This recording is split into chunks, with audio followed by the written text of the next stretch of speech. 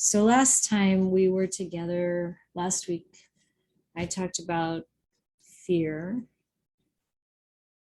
And today I thought I'd share a sutta with you that's on sort of on the same topic, but it's a little more specifically working with the fear of death. And one of the reasons I chose this sutta to talk with you about it, because it's called Fearless. So really looking at how we might be fearless even when we're facing death or preparing for that. And of course, the human mind always, well, almost always wants to push that whole idea off into the distant future. And we are reminded that it may not be so in the distant future, well, by Dharma teachers, but also by those experiences like Matthias is going through with his mom, and anyone who is ill when we become ill, when we, as we get older, as we are experiencing the passing away of good friends and family members. And of course, these days with the pandemic, we're still experiencing a higher, you might think, a higher rate of people passing away around us often than maybe we've had in our lifetime. And of course, this is a theme that's quite central to the Dhamma, and something that is really important for practice. So this sutta appears in the Anguttara Nikaya, the numerical discourses. And as I said, it's called Fearless. It's in the Book of Fours, number 184. And it starts with the certain Brahmin named Janusoni, who comes to see the Buddha. And this Brahmin appears a fair number of times in the suttas, coming to see the Buddha. In fact, he's the one who asked the Buddha about monastics being afraid, practicing in the forest, the sutta we talked about last week, one of them, in the numerical, no, sorry, in the middle length discourses, it's number 4, it's called Fear and Dread. He also asks the Buddha at other times about what happens after death. But here, he's saying, I have the view that all beings, everyone who's subject to death, that's one way of putting it, are liable to die. And of course, being liable to is a little bit euphemistic, because there's a certainty there, of course, but all beings who are liable to die are frightened and terrified of death.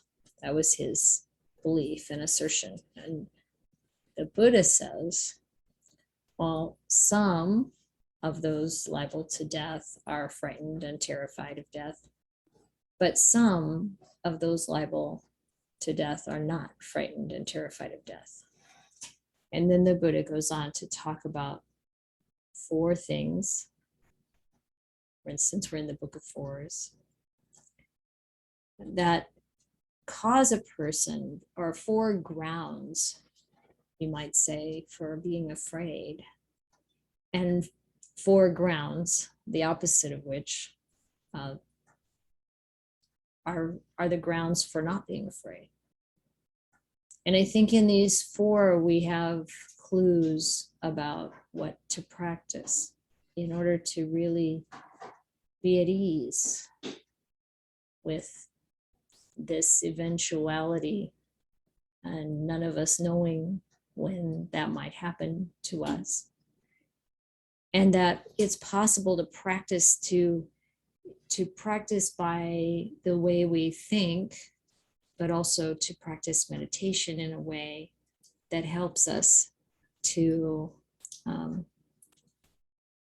have a pattern or a habit, so that at the time of death, we fall into that habit, and it brings ease and peace, and they say also a better rebirth.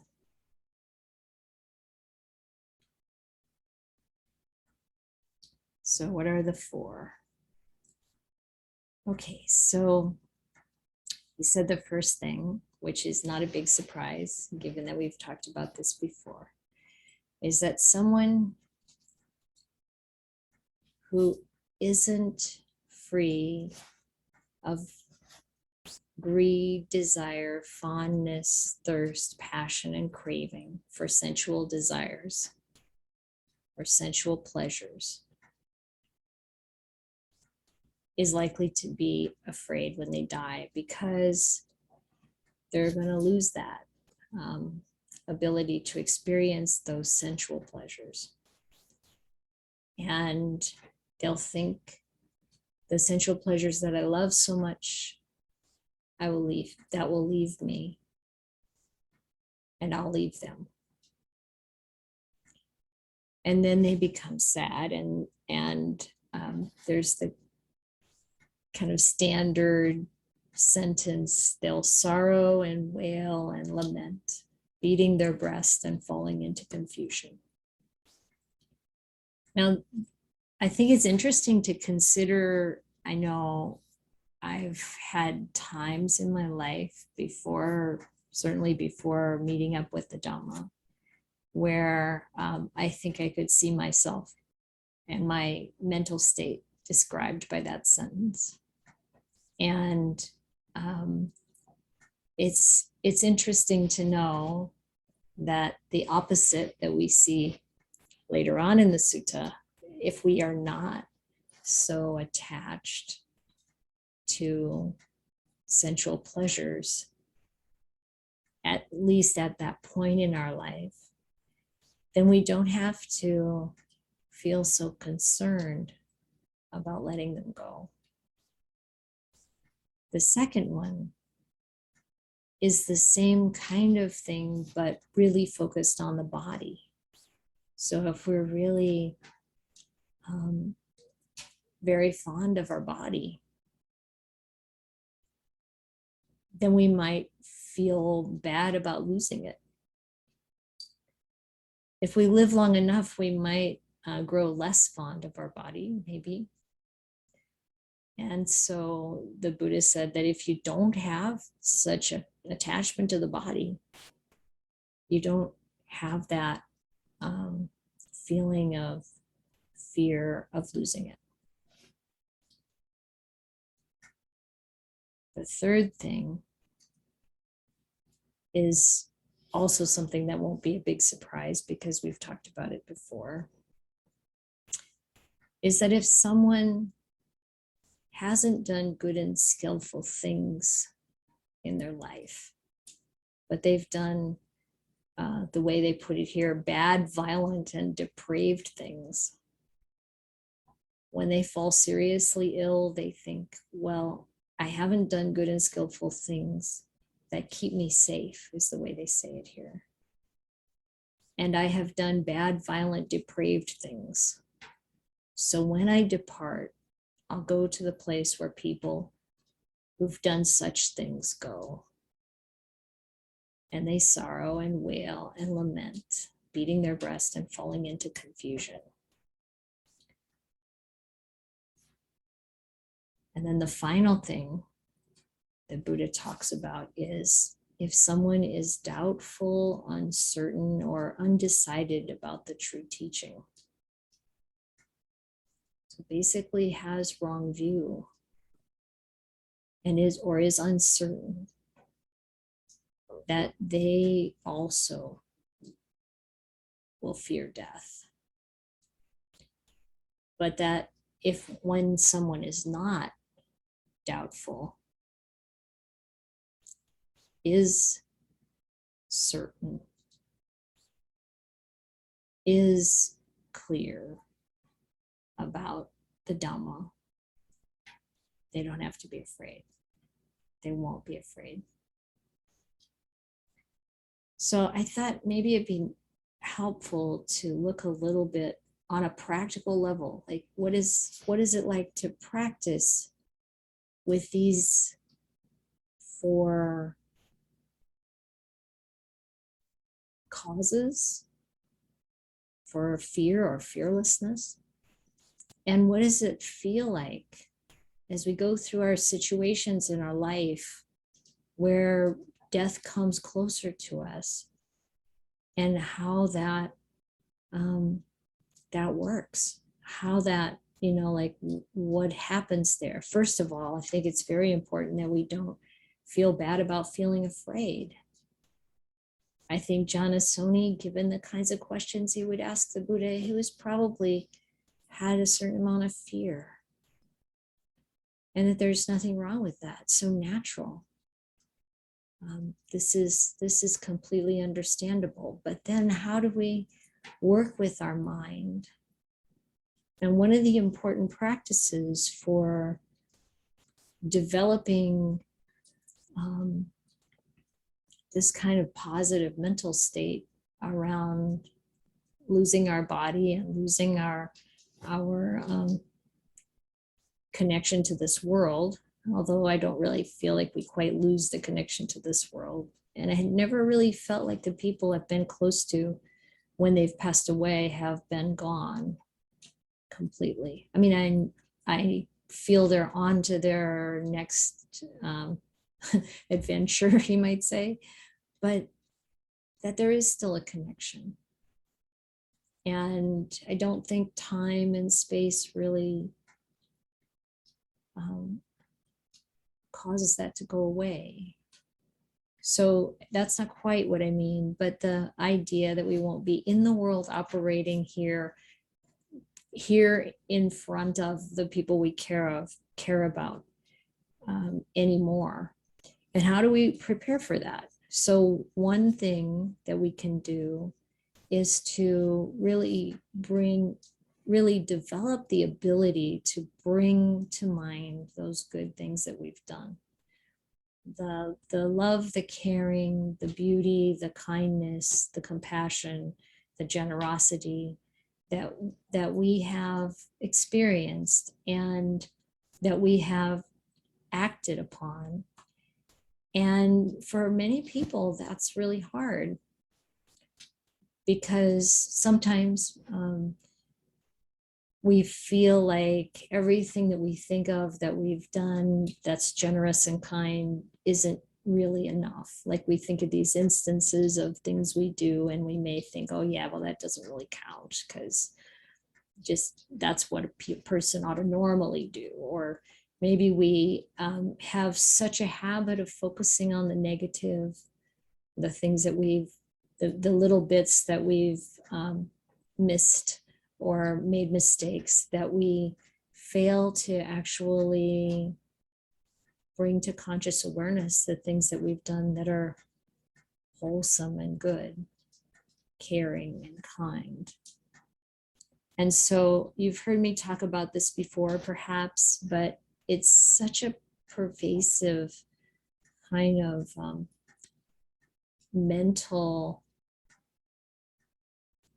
impediment that I think it's important to reflect on what your own experiences of this.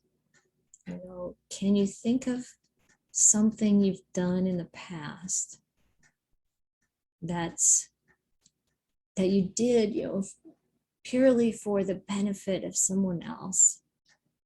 And even when I say purely, it's possible to get too kind of perfectionistic around it, but I don't mean it like that. But you know how it feels when you do something for someone and you feel good about it? Then to recall that experience, recall that feeling, And let that be the basis then, for developing that feeling into a fuller experience and appreciation in your own being. And when we do that, then we can use that as a meditation object. I'm actually going to read something to you that Ajahn Jayasaro wrote. He said, let's see. He said that for most people, so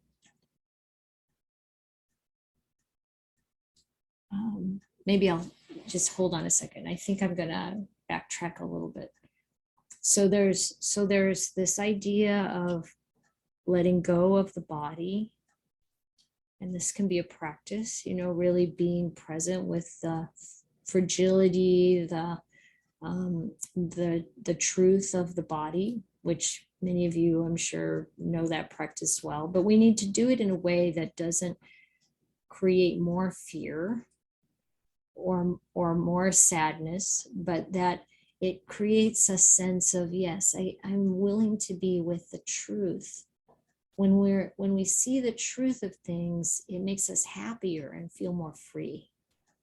And so, yes, this body will deteriorate. It is. We can often, most of us can feel it happening, and that's okay to accept and embrace the correctness of that, the naturalness of that, and that it's okay to not have a body, that this separation of the mind from the body that happens when we die is something that we've been through many times before.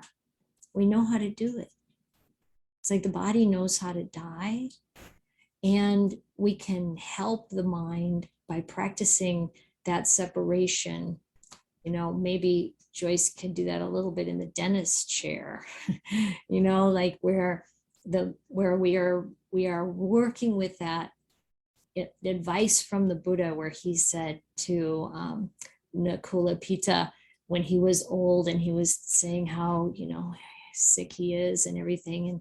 And the Buddha said, well, if the body is sick, is ailing, make sure the mind isn't also ailing, because most of the time when we get injured or sick, the tendency is to be worried about that and to think, well, now what's going to happen? Am I going to be all right? And if we instead learn to keep the mind happy, content, uplifted, and do that in a way that's genuine, not just trying to make it look good on the surface, but to really, and this comes from really looking at the true nature of the body. And so we can practice this in different situations. How can I be present with whatever's coming up in my body and even the thoughts coming up in my mind, but there's that layer of wisdom and clarity that's separated from it, that doesn't go down the rabbit hole of worry and concern, but is able to maintain true equanimity.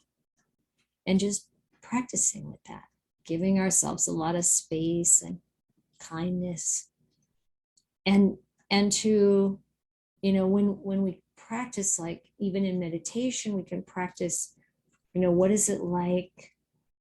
It's lovely when our meditation allows us to experience the body sort of disappearing, and take that, any of the signs leading up to that or that experience as a little foreshadowing, like this body is going to kind of disappear and our mind is going to go on.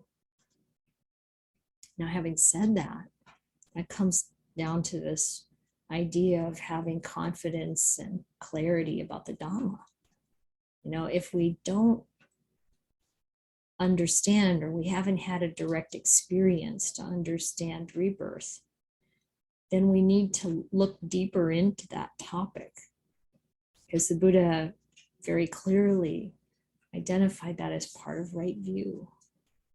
if we understand that this life that we experience right now is one of many, and that this is an ongoing process that continues. This is just one chapter. And if we have that that concern and care for other people in our life, we want to have that connection continue. We can also possibly through meditation come to being really clear that that does continue. It's not, but we also have to see the truth of going beyond a personal attachment to people, just like we go beyond a personal attachment to the sensual world. And this is part of really reflecting deeply on the Dhamma, practicing meditation, practicing the whole of the Noble Eightfold Path.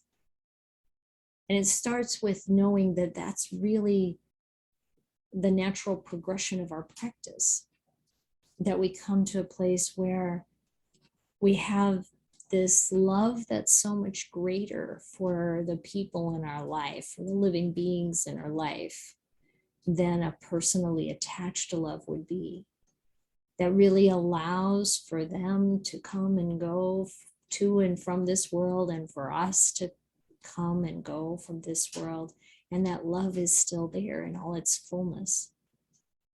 And it encompasses all beings, all life. And it's like, this is, kind of the result of practicing the Brahma Viharas and practicing really reflection on the Dhamma once we come out of meditation. That our whole view changes. If we feel uncertain about, or afraid of losing the people in our life, or of losing our own life, then this is a place to put some attention and practice and care. Now, we have to always be careful, because as human beings, we can twist things a little bit and cause trouble, that the idea can be a problem for us. So we don't want to take this to mean, well, then I shouldn't be sad, or I shouldn't be afraid, or I shouldn't something else when these things are happening in our life, like when our parents pass away, or they're ill, or our friends are ill, or we are having some kind of health challenge that we have to go through that we may not outlive. That what we feel is what we feel. There's nothing wrong with that. And at the end of our life, we may not be all calm and blissed out, and that's totally okay. But if there is a training in us that is open and accepting of whatever we're experiencing, and we can bring kindness to that, then we have this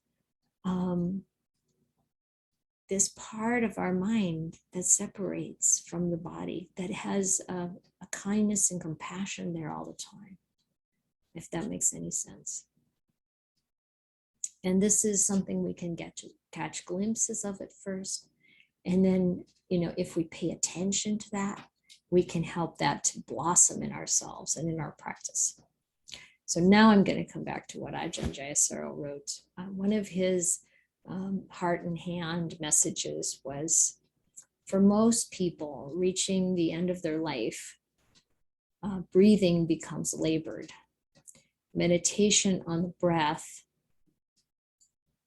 even for experienced meditators, becomes difficult. At this crucial time, with death approaching, the meditations that are most practical are those that use the power of recollection to stimulate uplifting emotions. So this is kind of what I was talking about before. Once we kindle that emotion, So if we, like thinking of something that's beautiful that we've done, for example, something that really brings joy to the heart, once kindled, that emotion can become the meditation object. So that feeling, if the mind starts to waver, then the meditator is encouraged to return to the original recollection in order to rekindle that emotion. Wholesome emotions, systematically cultivated in this way, can take the mind beyond the hindrances and into samadhi. And then here he's adding that the most powerful of these meditations is the recollection of the good deeds that one has performed throughout one's life. When we recall occasions on which we acted kindly and purely for the welfare of others, with no desire for any kind of reward, we feel an immediate sense of well-being. And this is true even for good actions performed many years ago. So you know how a memory is. We can bring up a memory from the past, and the feelings that were associated with it just blossom right there. If it's some memory from the past where someone did something hurtful to us, we can still feel anger, we can still feel sad, we can still feel whatever. But if we focus and we keep alive in our mind the things that we've done that are good, then when we think of that and we smile, like, maybe something comes to mind for you right now. Like there's something that you've done that you was beneficial, or you have a good feeling about that, and you bring that to mind.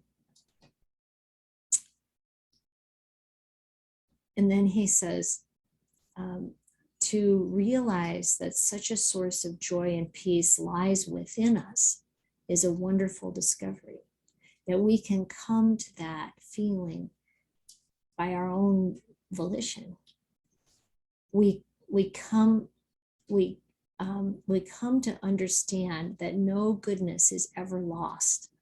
Every kind action we have performed has added to the store of, quote, noble treasure within. So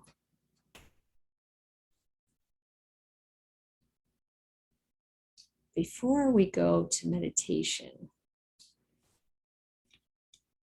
I think I'd like to hear if you have any questions or comments.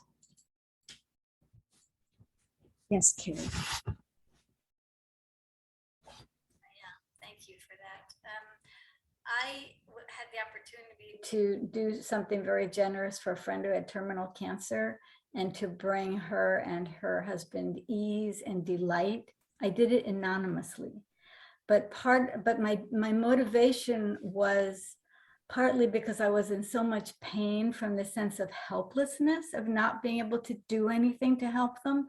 And so when I was able to do this, and see that they didn't know how it happened, and they were just so happy, it gave me such a huge relief. I mean, really, I was just sobbing from relief to be able to help them.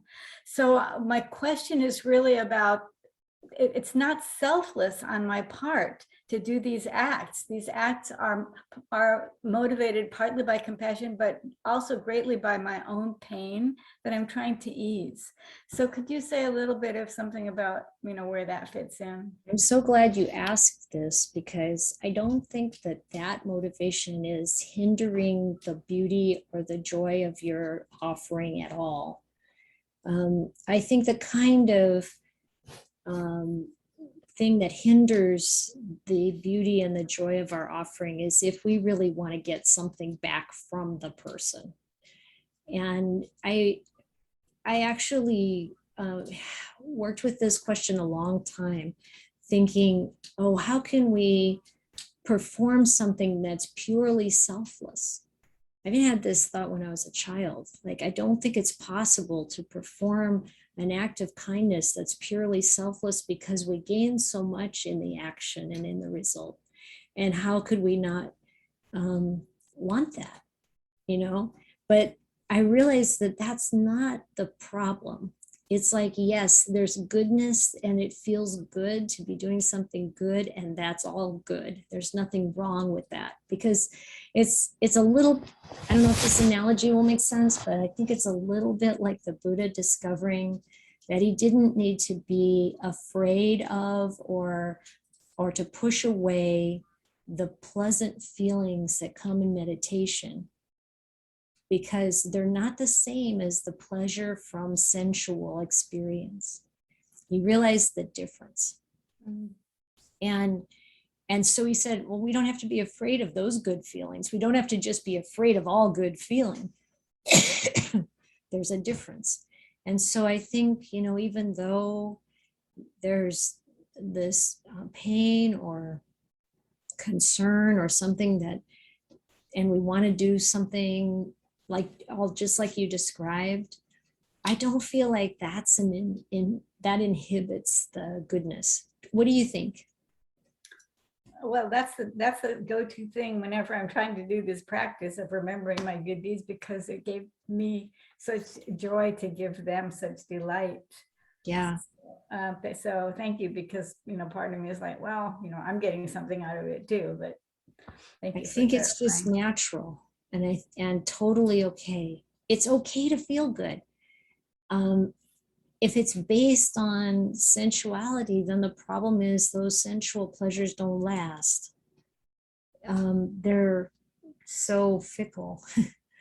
But if it's based on spiritual experience, and you can say, well, that doesn't last either because it comes and goes in the mind. But when you touch back to it, it's there.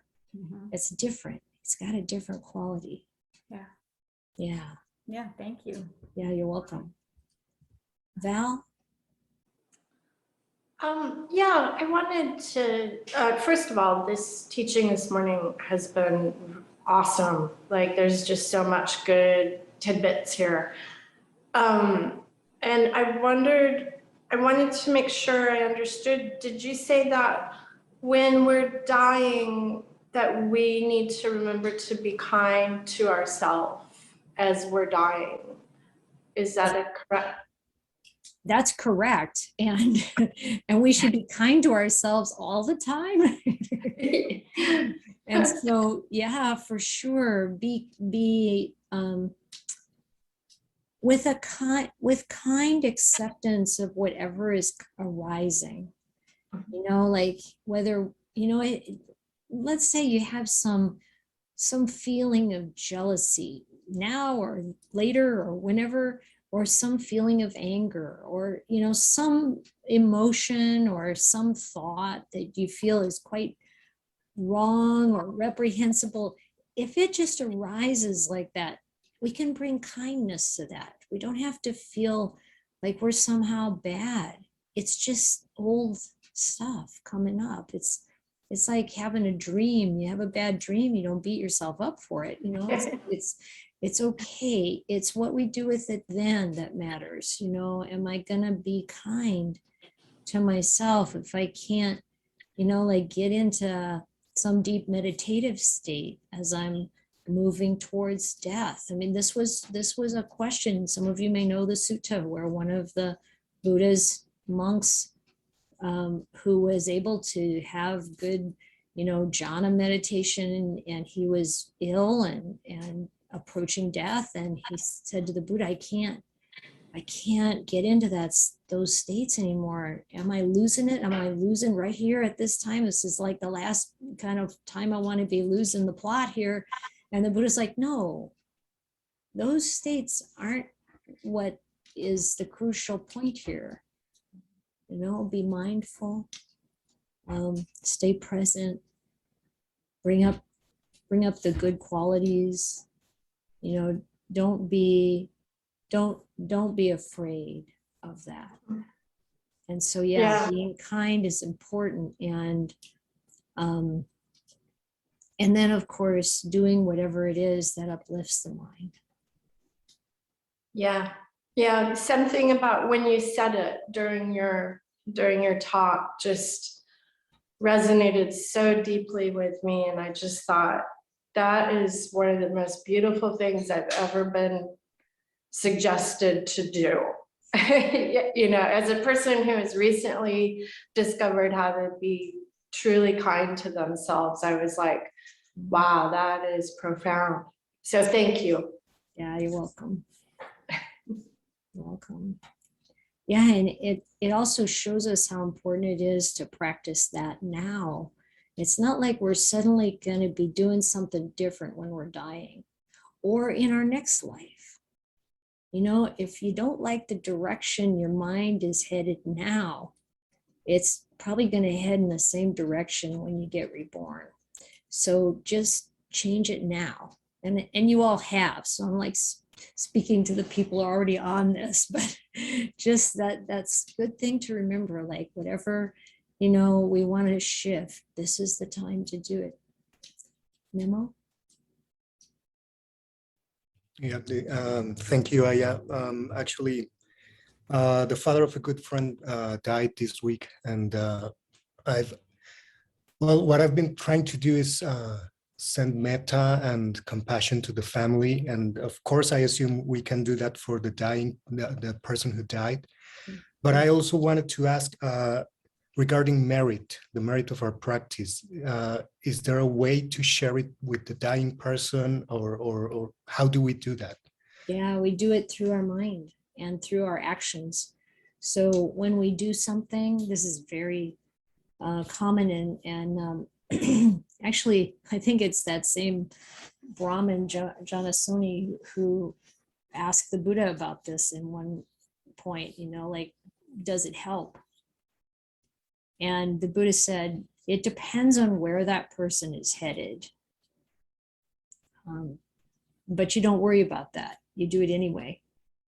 And, you know, that's like with anything else. You give a gift, how that person is, how well that person's able to receive it, or if they can really take it in is not within our control, or even our understanding. So we just do it anyway. So you can do things, actual physical things, like, you know, making food offerings somewhere, or making a donation to something. I think this is a lot of times why people, you know, like for funerals, instead of, you know, in lieu of flowers, you know, make a donation to this charity, or, you know, something like that. And if we do that with the, you know, the wish, the intention that the goodness of this action support that person, that actually has a real effect. That actually, the mind is powerful. It reaches beyond, you know, what we can observe with our senses. At least our senses most of the time aren't so tuned into that, but it actually does help. Thank you, Ayya. You're welcome. Okay, let's do some meditation.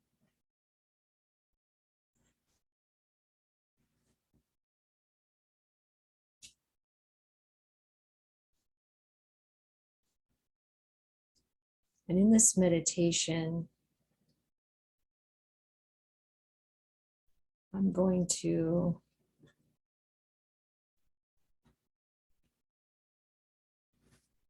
invite you to, first of all, become still, calm.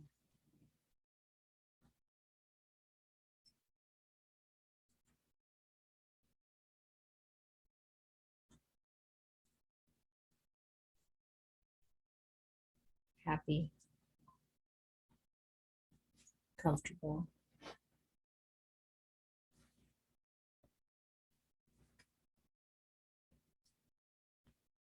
And to breathe deep a few times and let your system settle.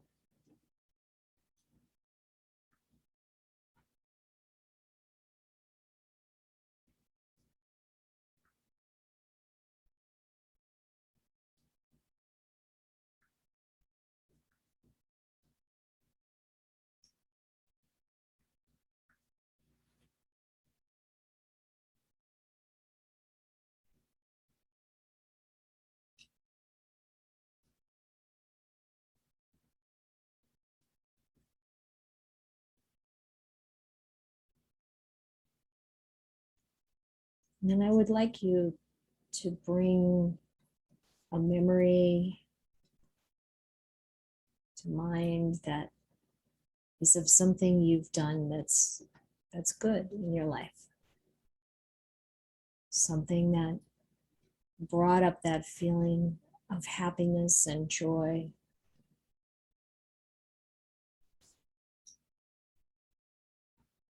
That comes from generosity or kindness. That may come from virtue.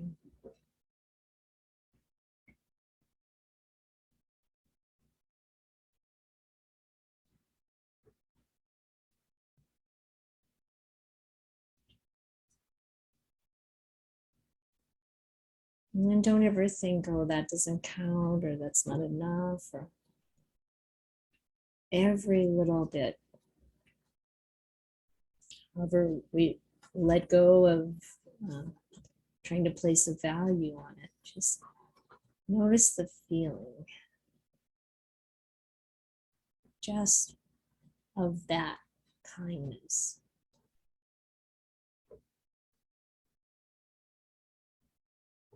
And feel it in the body.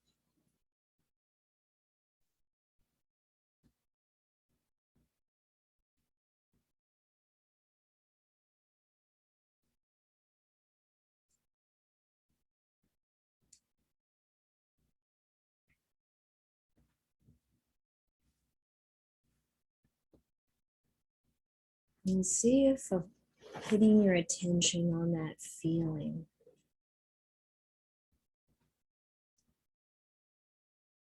can help it expand to fill the whole space.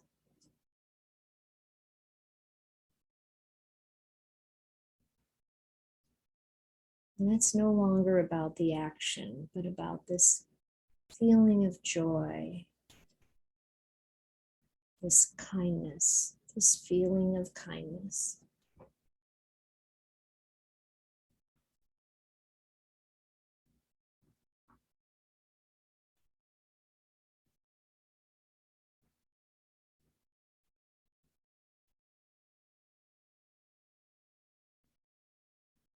Really allow it to blossom.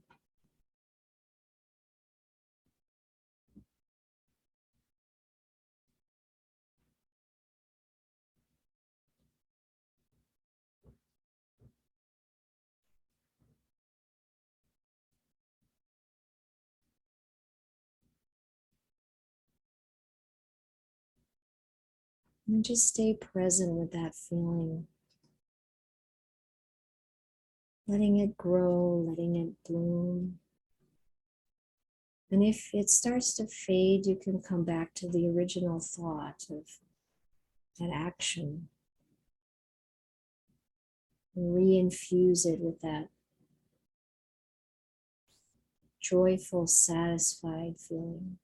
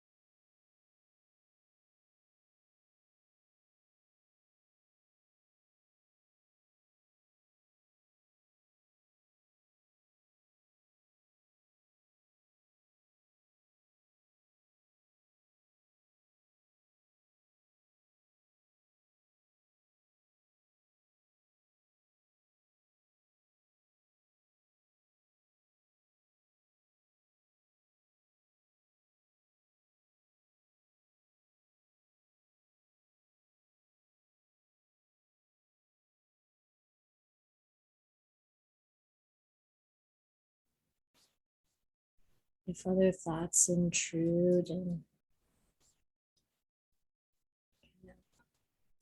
hamper that feeling, then come back to that original thought, that good action, restore that feeling of joy and happiness.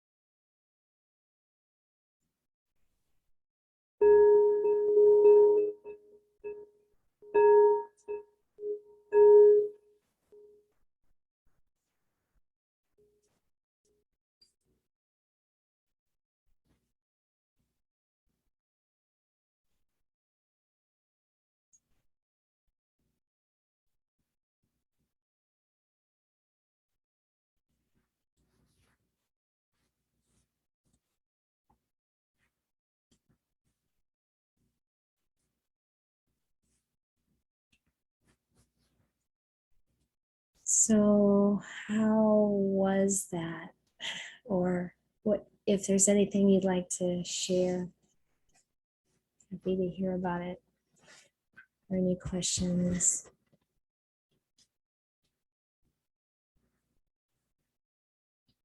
Was it possible to bring up a thought that brought that kind of joy, even if it was subtle, up in the mind? And yes, Paula? I guess I can share my experience. It took me a long time to find something that I felt like was like worthy, which I realized later was like being too hard on myself. So I found, and it's hard to find something from long ago because it's hard to pull up the feelings that you had. I had like general thoughts of my life, what I do. And so I just kind of came up with something really simple, which was just a recent event where I bought masks for my daughter and her partner and brought them over to her and just, you know, gave them to them. And I thought it really didn't matter what it was. It was the connection to the joy in the giving that mattered. So then I worked on that, and every time I would kind of drift away, I would drift away from the feeling. I would go back to what I did, and I could pull that up again. And it's okay. It wasn't a big deal, but you did it, and it was from your heart, and that's what we're looking for. And then I realized that this was like a form of metta meditation. And for the first time, I understood how metta meditation can be used to bring up feelings of piti, and how useful it was. It was just a different angle that I had never tried in meditation. And so then I tried to like get that feeling to kind of just suffuse.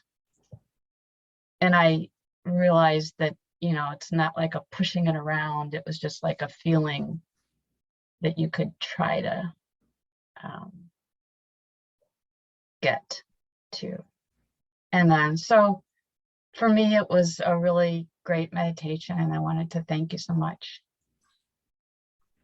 Thank you, Paula. I think you brought out a lot of really important points about this practice. It is about the feeling as you experience it in your mind, and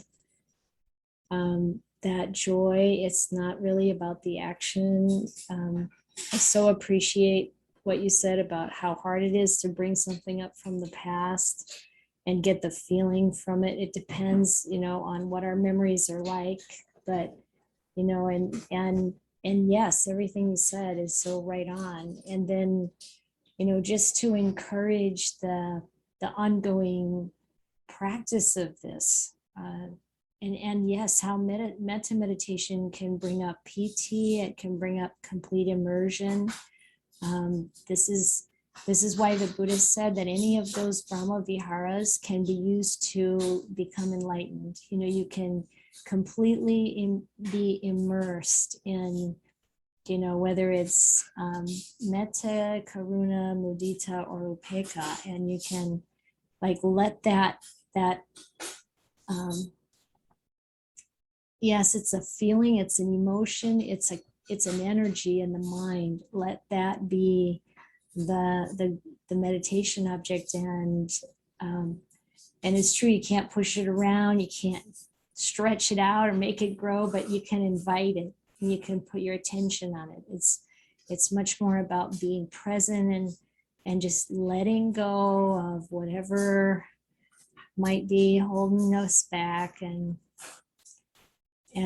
if we do this regularly, then it's likely when we are running into difficulties that this might come up and give us a basis for realizing that this mind will continue.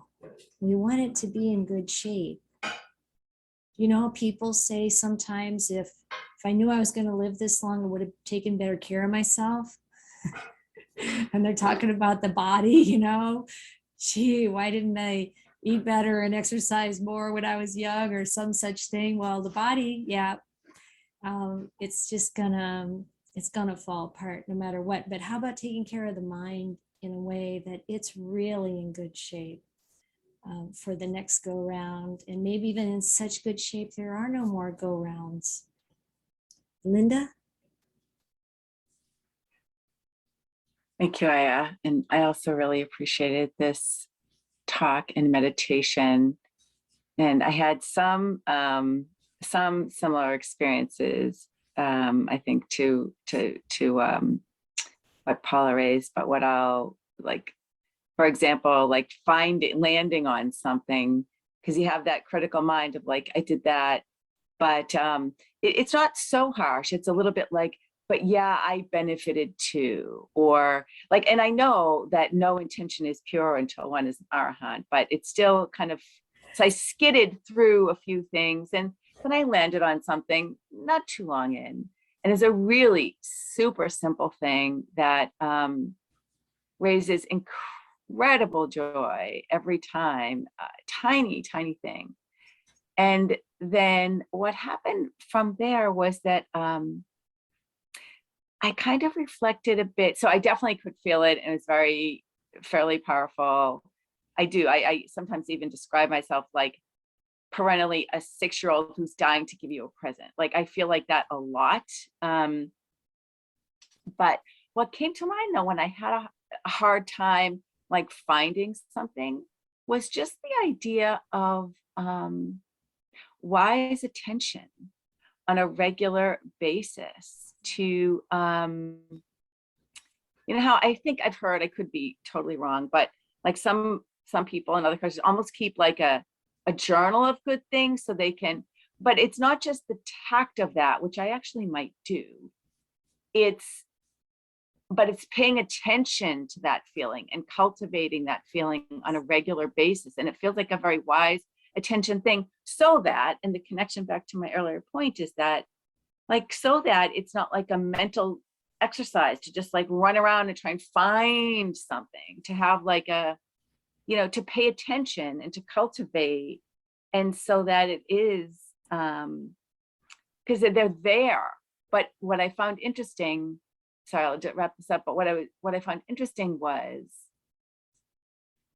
I bet if I paid better attention, there'd be more of those incredibly simple things. Like they were there, I just can't remember them, or I wasn't paying attention at the time. Yes. So I find it really, really beneficial. And I think I have an action that I like to take relative to cultivating that wise attention. And the mechanism by which I think I'll do that is like to actually like document it a little bit, but because that's a mechanism to do it. So it was really beneficial. Thank you. Yeah, I really like that you brought in wise attention. It's so true. I mean, this is what the Buddha was talking about, right? Where we put our attention makes so much difference. And we are so conditioned to put our attention on what we're forgetting, what we're missing, what we didn't do perfectly. You know, and if we, or this idea, really watch out for that idea that, oh yeah, I did that, but it's not really worthy. It's not really enough. It's not really whatever. Stop it. and the wise attention on that feeling of goodness and joy and being good is going to be so much more encouragement for that to blossom. And it's so true what you're saying. It doesn't have to be something big. The small or big, it's like when the heart has that felt sense, that's really beneficial. And the wise attention is paying attention to that. So like, you know, I know for you, Linda, you do a lot of, you go to the hermitage, Pacific Hermitage, and you make the meal offering. And it's like, whenever anyone, I'm just using this as an example, obviously from my world, right? But this can be anything in the world that you're doing to give. But it's so easy to be caught up in, and I'm not saying you do this, Linda, but I know that this is true for myself, for anyone. I think it's so easy to be caught in, did I do that right? Did I say that right? Did I, like, oh, I forgot to put in, I didn't put enough salt in this, or I did, like the mind can always go to that stuff. And the Buddha, I think, would say it's unwise attention. And there's a sutta that talks about when you give, you think about this with joy as you're preparing the gift. You notice and are paying attention to the joy as you're giving. You pay attention to the joy when you leave, and you have joy about having done it. And you can do that with anything. You can do that with giving someone a, But digging a trench. for example, digging it. In fact, I'm going to be digging a trench again this afternoon. We've got more trenches still. Anybody want to come by? But it's true. It's true. Anything. Yeah. Thank you. Beautiful. Jules. Hi. So, oh yes. So I just like to use seasonal backgrounds. So that's Yeah, it's great. what this has reminded me is about taking care of mind state, because you want to get used to that at the time of death. And I know there's some things like I've been working on feeling irritated with people, because I have a tendency to do that. And I know that's something I have to be working against a lot. And I don't want to feel that way when I'm about to die. And then there's also the idea that maybe this is a good time to look for, not just looking back at what I did before, but trying to find ways to be kind to. Yes. So I have a store of memories, of even recent memories, so that yes, I did this. So there's the development of virtue and generosity, and then also being able to recollect those things that I can be working on right now to build those memories. Yes. Yes. Wonderful. Wonderful. Yes. And then it becomes a new habit of the mind, with the wise attention, with the giving, the generosity, the sila, the moral virtue. It's like it becomes such a habit that when we get into rough spaces, that's what will come in the mind. Much better chance. Those habits continue. And this is where our will, our volition is useful. It's not about pushing to enlightenment. There's got a lot of self in that kind of an idea. It's more about, how do I keep coming back to this kind of beauty and kindness and love and goodness, and make that the real fragrance of my life, the real kind of setting of my life. Thank you so much.